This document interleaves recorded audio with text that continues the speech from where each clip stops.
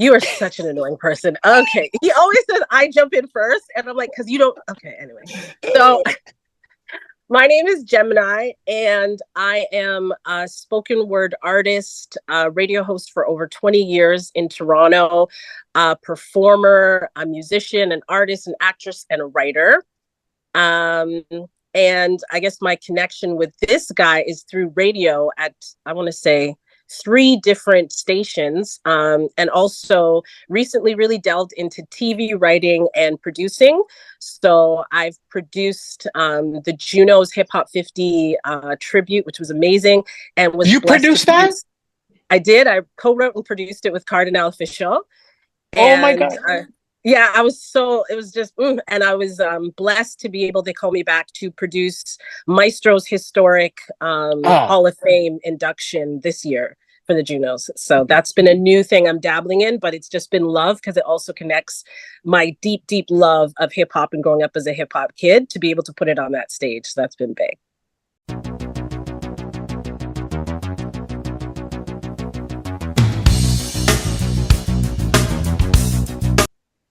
Mark, your turn. What about your legacy, Jem?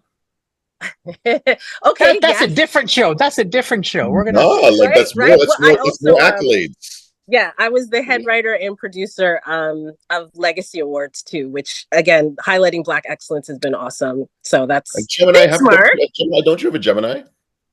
Mark, okay, your turn. I got a CSA this year actually. My first time nominated first. Anyway, Mark, your turn. Yeah, so I have to always make sure that she definitely credits who's credited her, because her credits are longer than just, spoken word, right? You didn't even say producer in that, even though I'm sure you probably forgot, but you produce. We do a lot of stuff. And I think it comes from our history and how we got into the industry. But I want you to talk about your part so I can remind you of stuff. Well, that's I guess the only reason I say that is because all we do is hustle in what we do. So we always hustle a new title, a new door opening, a new window. We always move that way. So that's how I just want to make sure that we got all your hustle in, because you and I work in that same lane. You know what I mean? We're very Jamaican in that way, and we're very immigrant in that way. We have a lot of jobs. Yeah. We're going to work very hard.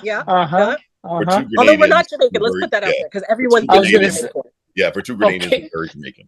We're both Grenadian, yes. But Mark, your time. Right.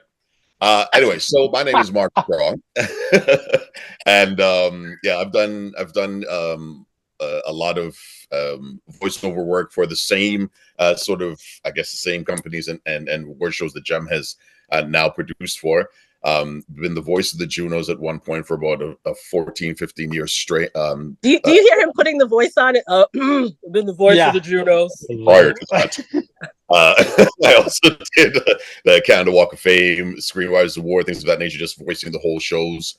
I was the in-house host for the Toronto Argonauts, which transitioned to the in-house host for the Toronto Raptors, host of NBA XL and NBA TV as well too.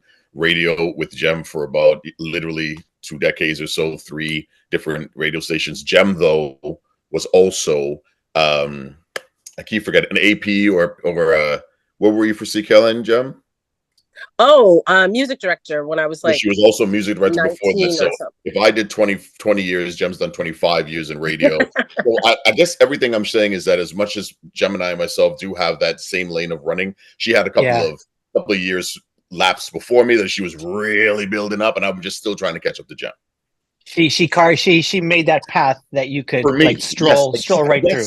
Yes, Karim, yes. I brought him along. I brought him along. She helped us. As a matter of fact, Mark. Okay, but also don't forget the charity work that you do. Also do a lot of. I knew there'd be something. Yeah, absolutely. I'm a brand ambassador for Penny Appeal Canada, relief and development organization here in Toronto, but it does that nationally and also internationally. So I've been doing that for the last 3 years or so. Events, host, all that kind of stuff. Just keeping myself in the fabric of Toronto, but also in the entertainment field and also giving back. And that's all the time we have. I don't think. Oh, go ahead. I'm just kidding. Jeez.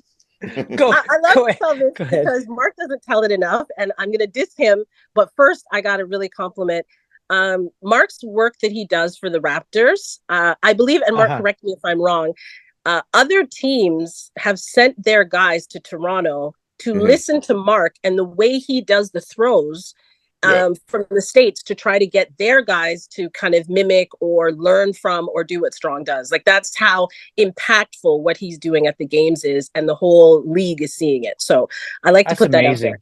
Yeah, yeah. Now the diss part. So Mark, is essentially a fan I brought along for the ride. When we first met, we clicked. You're laughing. Wait till you hear this. I asked Mark to tell the story. We clicked immediately. It was like we were brother and sister, super weird, like besties from the moment we met. Yep. But then I found out I used to do a hip hop show, like underground. I came from underground radio. Mark also had some underground radio experience. Mark used to rap, but okay, we'll leave it alone. I had an all-female hip hop show called Droppin Dimes, which I believe is still alive to this day on a different station. And our whole thing was just to do something different, because we were in the big show, which was the Power Move. And then it was like, this was kind of a social experiment. I left the Power Move and I was like, what if there's no excuse? Because every time I was at the Power Move, people would assume I was the secretary. It didn't matter if I was fixing equipment. So I said, what if I did a show where when they come in, the DJ's a female, the host is a female, everyone's female. And they still would come in and go, yeah, cool. So who's playing the music? They're seeing the DJ. And they go, so where's the guy? But anyway, we used to have different characters and different people call in. And Mark told me there was this one guy who used to call at the beginning of our show. And every time we pick up the phone, he would kind of hang up. So Mark was like, remember that guy that used to call and hang up? I was like, yes. He's like, that was me. Why would you call me and I didn't know him. Why would you call me every week and hang up? He's like, I was just tickled. I'll just giggle like I got you on the phone and hang up.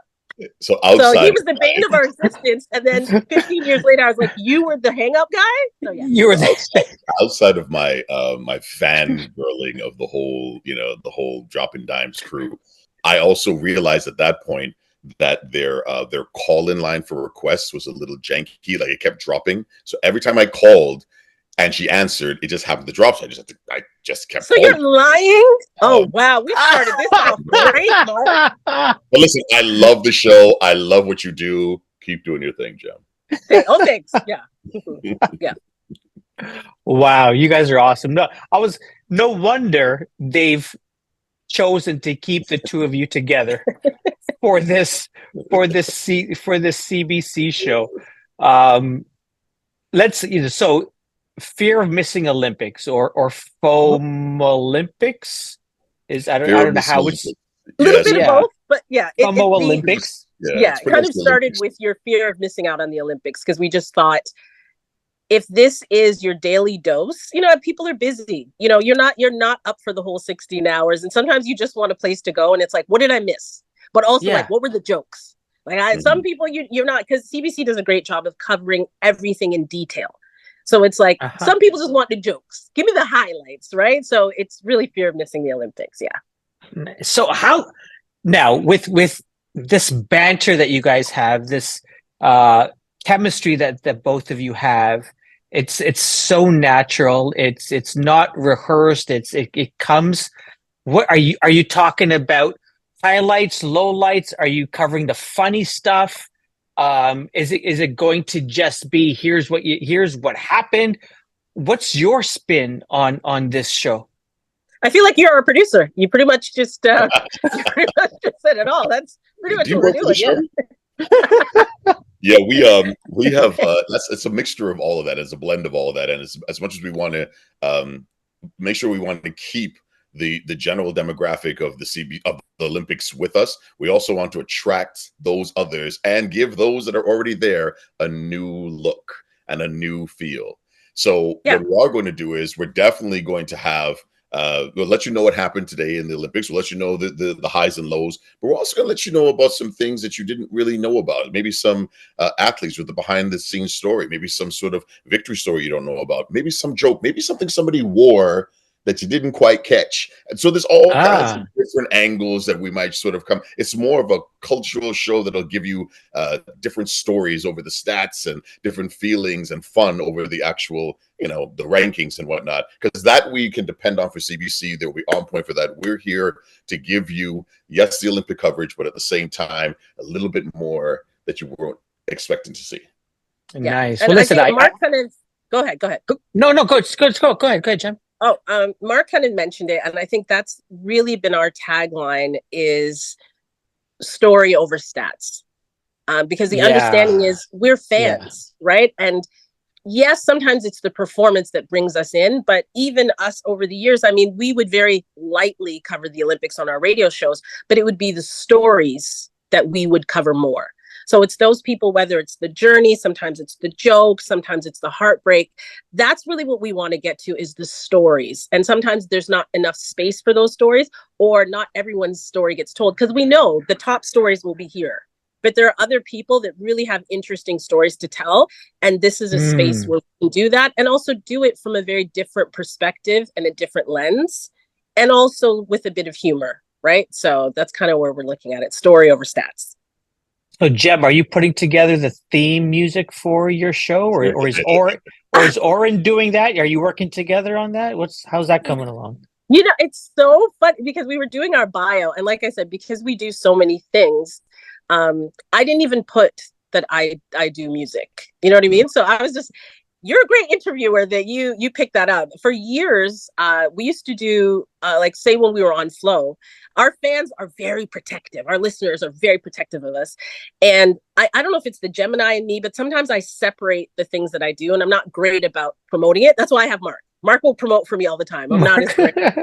And I remember there was a day we had fans call up and they were like, I think it was it CIUT or one of the stations, they're playing some girl and she does house music and she's doing spoken word and she tried to bite your name and Gemini and her stuff's coming out of England, and like they were very upset.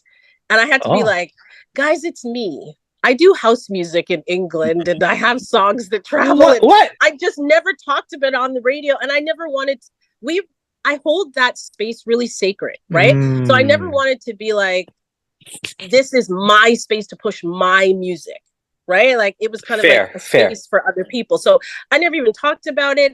Other DJs would play it. But the fact that you found that out, you really did your homework. But no, I will not be doing that. Oren is amazing.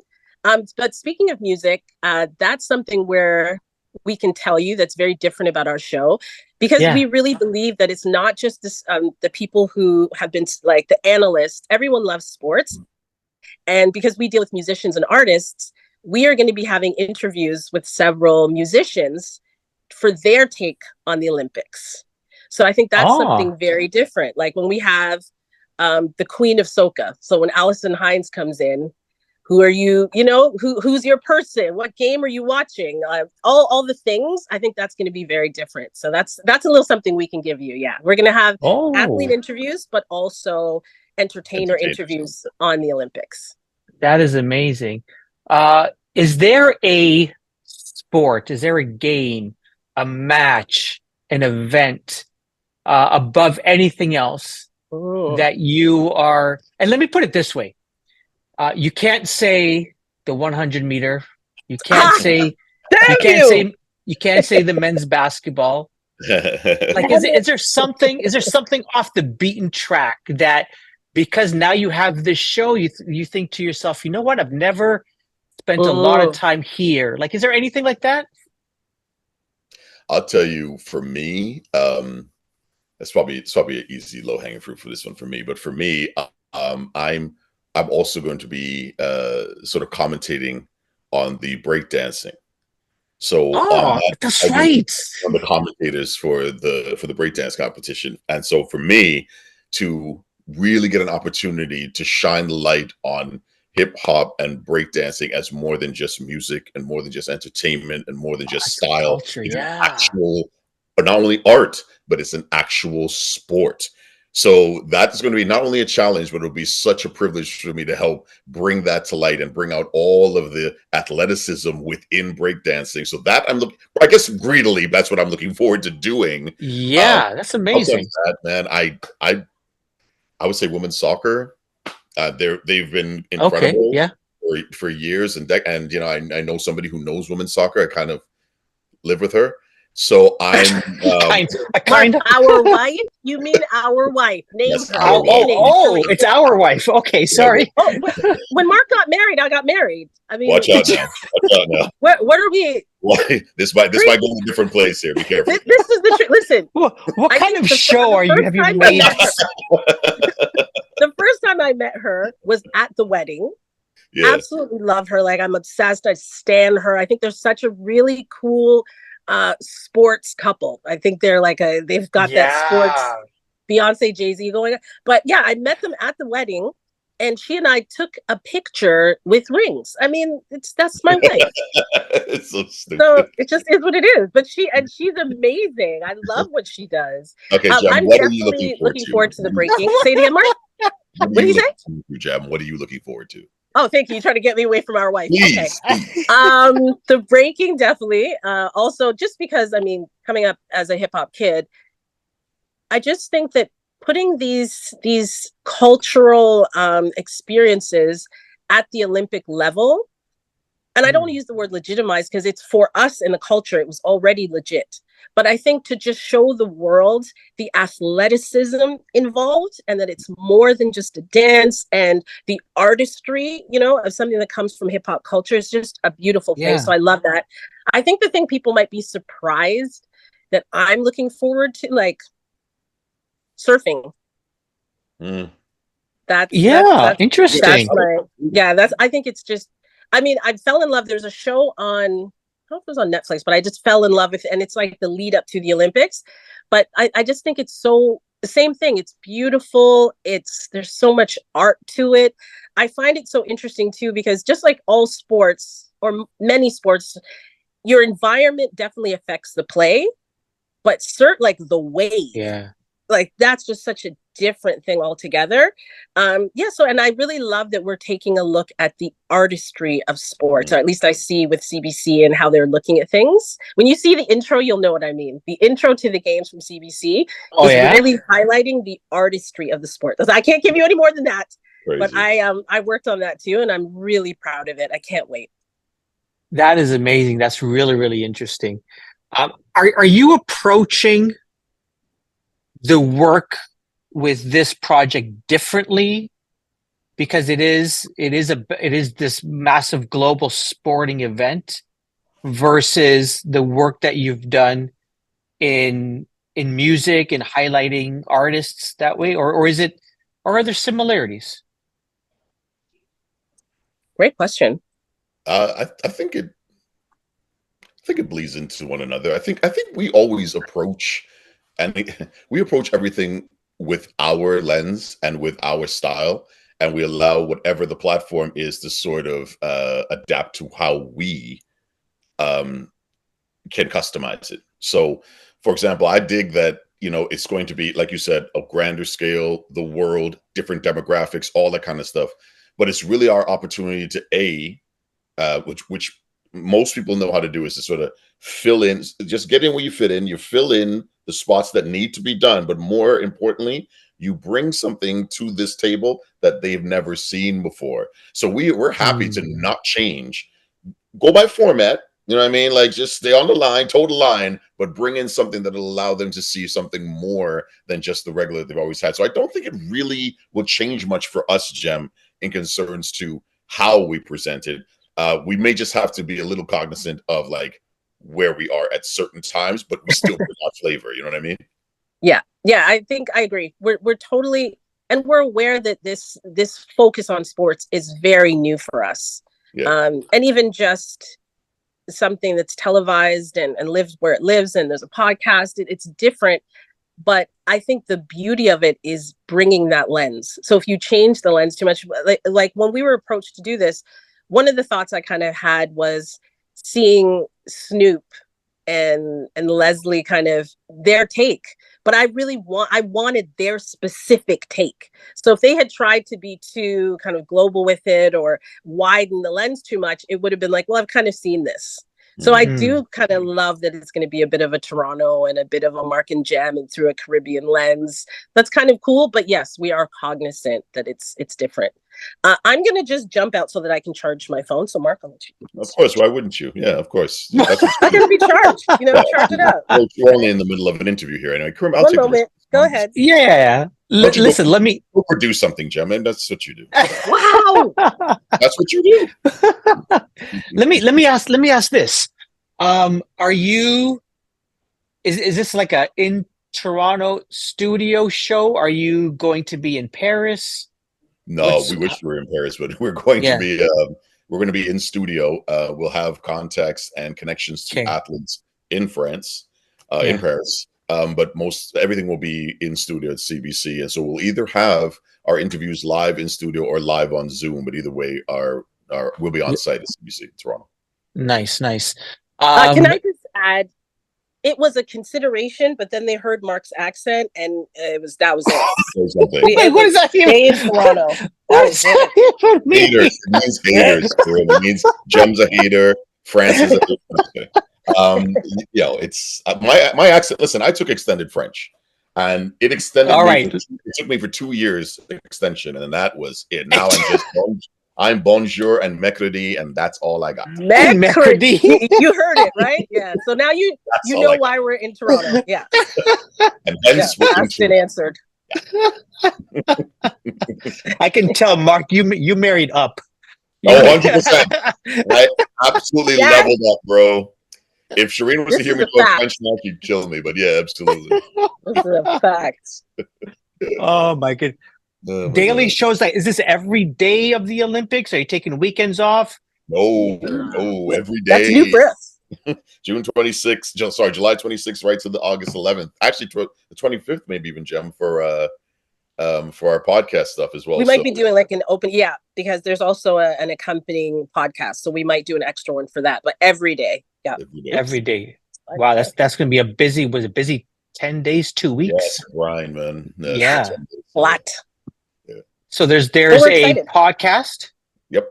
A daily podcast that will be released. There's the show on CBC and all the CBC platforms. Correct. Yes. Do you know what the schedule could be, or is it like what's the thinking of when you guys are going to create the show and whenever it comes out live? Well, I guess because it's a wrap-up show, it'll probably be at the end of our days on this end of the hemisphere, should I say? Yeah. But I think you'll get it on YouTube. Obviously, we'll get it on CBC Gem. We'll get it clips throughout the regular shows throughout the broadcast throughout the day. So I guess it'll be more of a wrap up that you can always take a look at and always be directed to. But we'll also have opportunities to, I believe, be on certain broadcasts as well too. So take clips to show you where to look for our stuff. Yeah, that's awesome. Yeah, I think it'll be an evening. Yeah, I'm so looking forward to this show. I'm gonna have to be prepared to laugh a lot. I'm guessing I'll get a good ab workout watching the two of you. Listen, let's take a swerve outside of the Olympics. Mark, I need to ask you this. Mm-hmm. Randy's is coming back. I don't know if you saw. Yes. Are you and Cardinal? Are you guys gonna have you did a show on? Oh, he's good. Oh, you're the best. Good. You're good. Best patties, and now you've got to redo it. Like, you're good. Yeah, I don't know, man. Like this is like a I don't know. It's like when you re-microwave food, it tastes so good.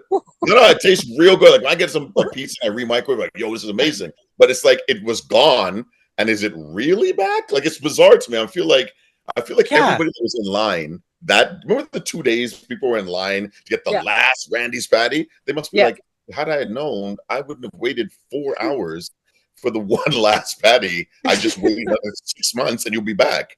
But yes, we are definitely going to Randy's patty to do another, not even a synopsis of their food or take on their food. We're going to talk about the situation. So I'm going to get Cardi and I to go and sit down by Randy's and talk to them about. So just for people who don't know, you're talking about your show. Yeah, we do a show that's it's actually starting to really become a going viral now, and it's viral, but we're trying to make this a frequent case, and we're doing a show called Two Bodman, where all we do is just go and rate things. And so we're about to rate. Well, that's the thing. We have to rate the return of Randy's. Yeah, and do you know, is it the same people, or did somebody buy the name and buy the Brother, Instagram I account? don't know, but me and Cardi will find out for sure because everybody's asking this. I've seen people drive by, take pictures. Is it real? Trying to open the door and see inside. I'm like, give them some time to just open up and we'll figure it out. But we have some inside scoops, so I can't really talk too much on it, but we have an inside understanding of what's going on. Listen, no one watches this. This is just for me. It's a project for school. I didn't get my high school diploma yet. Just for grade. It's for Listen, for all the no ones watching, I'm on it, and I'm really, you guys need to help me. I'm trying to get them to do a special episode, Two Badman and a Brethren, Two Badman and Gemini, something. But it's a great show. It's really funny. Did you see the last one? It was a supermarket war between Jamaican supermarkets. I was crying. I didn't see that one.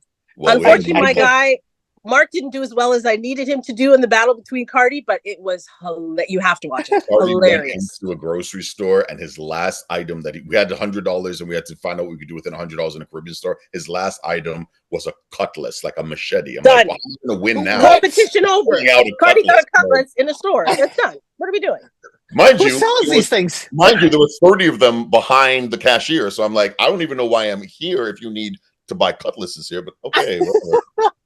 It was funny, man. It was real funny. Mark, where's the best Subway patty? Which subway station has the best patty in Toronto?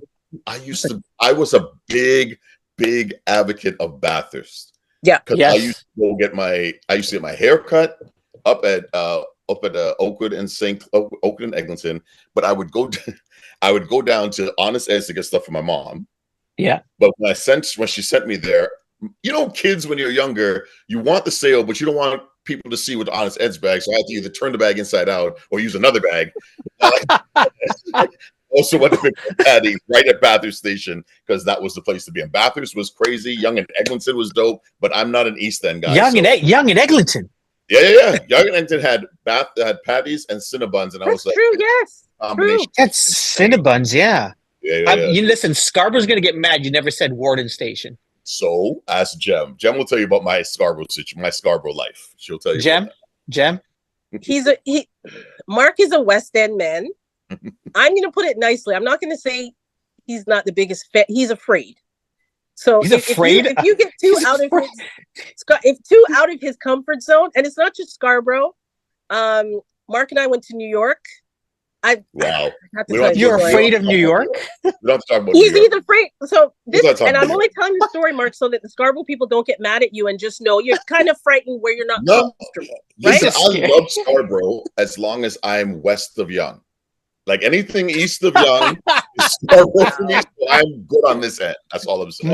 Mark goes to the Scarborough basketball games in Brampton. This is what you're saying to me. He's that guy. He's that guy. I'll rally for them there. So we went to New York. I don't remember what we went for. Anyway, I think we're taking listeners to an event. It was Maxi Priest and Mr. Vegas festival. Wow. Yes, right. Yeah. And we took listeners. And so we had some off days. We're Caribbean. So obviously we both have family in New York, in Brooklyn. So for some reason that day we dropped Mark off to his family. Karim, we're standing at the street and his building is right there. It's like, okay, Mark, see you later. This guy looked at his own family's building and goes, yeah, those guys are on the front looks like in the hip hop videos. I go, Mark, do you know I had to get out of the car? He's like, oh, so Jem, you're not afraid? No. I had to walk him through the guys into the building of his family. So Mark, if he's not comfortable with the place, he's a little reticent. Let's put it that way. Yeah. Just for context, Jem is too comfortable in every place. Because she's too comfortable everywhere. Because Jem is on the New York Transit line at midnight. Why did you tell this story? This story needs to be told. You told mine. I'm going to tell yours. She's sitting on the transit, and a not so an inebriated person of some sort is singing beside her. And it's only her and him in the car, and she's hanging with him for 7 or 8 stops. And he was funny. The only thing she didn't do is get his number because she's hanging, chilling. I'm like, Jem, you're really comfortable. We danced the marimba. Listen, I spent summers in Brooklyn. My grandmother's there. My family's there. Things like that happen. You go with it. But different cloth. You didn't tell the end of the story, though. I'm a lover, not a fighter. Okay? Apparently. When I got off the train, though, when I realized, because it's all fun and games till you try to get off at my stop. Yes. You know one of those? So it was all fun and games. And when he tried to get off at my stop, I was like, get back on the train. So I kind of, because you're doing too much now, because I knew that wasn't his stop. So I do take, but at first it's fun and games until it's not. So I'm like Jem's agent and she's like my bodyguard, and that's how we move in life. That's how you guys listen. Mark and Jemeni, I need to host you at a Scarborough Shooting Stars basketball game. You can get some. I need to stop you there. You just patties there. Karim, you said I need to host you at a Scarborough shooting. I was like shooting. So I'm not wrong, right, Jem? Like, Karim, you just said that. Did we I didn't come up with the name. Much? I'm just no. We know about Shooting Stars. We know about Shooting Stars. Big up, but the way that was positioned. There, I'm like, bruh. Did I took a breath? Maybe there was a pause that was too long. I don't know. No comment after the shooting. You know to stop at shooting, but I don't know what just happened. But I'm like, yo, bro, you can take Mark, I feel like you've been to one of their games. I feel like even though I might have. I might not have posted publicly. But I do know that I went with my wife, who as well is like this journey hunter. Shireen doesn't mind going anywhere in the world. Let's go to Scarborough. Let's go to Panama. Let's go to whatever. So I'm with her everywhere. So yeah, we should go and we should have a patty off, Mark. We should see, and if their patty is the best, we got to rate it. Can we do it in Saga or Tobico or no? You got to come to UFT Scarborough and just hang out there. There is a UFT in Mississauga. So I'll always Mark, you're gonna make people think you're really biased. He's not this bad. He's just being annoying now. He's really not that bad. No, I know people in Scarborough, and I'm staying west of Yeah. But I'll be his bodyguard. So yeah, we'll make it happen. The two wives will escort him. Nice. No, I'm not Mark's wife. Let's that was weird. Again, be very careful where this. No, that came out weird. My bad. Very careful. My bad. Got my whole religious affiliation just packed in there. Be careful. Yes. It has been a joy chatting with you both. I could stay on here forever. But I'm going to do this. I'm going to invite the both of you after the Olympics to come back. This is a fun podcast that I do. I have another one called Welcome to the Music. And I would love to spend a good 45 minutes with the both of you just chatting about local Toronto music, local radio, your experiences, what you've seen, what's working, what's not. I want to have the both of you back, but thank you for this. The show, the podcast, the show is FOMO Olympics. If you want more than just the Olympics, if you want the culture, if you want behind the scenes, if you want everything that's happening adjacent, I think this is the show that people should watch during the Olympics. Amazing. Thank you so much. This has been so much fun. And I really appreciate, because we can tell how much some of the things you brought up, I was like, wow, you really did. Either you know us well, or you're our producer of our show, or you're my music producer, or you just really did some great background checks. So yeah, that was amazing. Really, this was so much fun. So I have to tell you this. That's that's okay. That's all right. And I apologize to Scarborough, guys. It's not me. Send emails to @gmail. I love Scarborough. I love Scarborough.